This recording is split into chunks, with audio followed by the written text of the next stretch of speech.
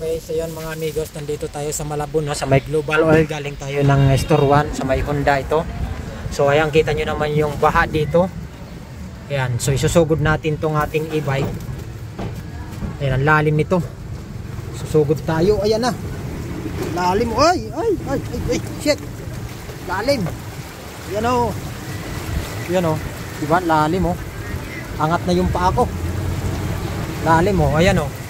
Kulang na lang dito bangka. So mga ibang motor dito tumirik na. Yan oh, lalim oh. Angat yung paa ko na. Lalim na oh. Oh. Lalim.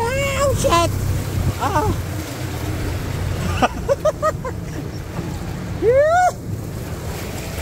Lalim. Ang lalim. Ayan na. So ayan, nandito na tayo, nakasurvive din.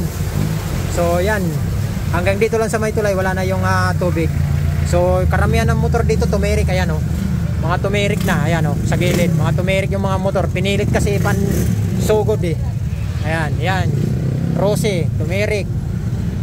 Ayan. Lahat na tumirik. So napakalalim. So nandito na kasi tayo sa taas. Narangan pa tong sidecar na to ang dinadaanan natin. Ayan, okay. So yan. So nakita nyo naman dito yung Malabon. Grabe ang taas ng tubig.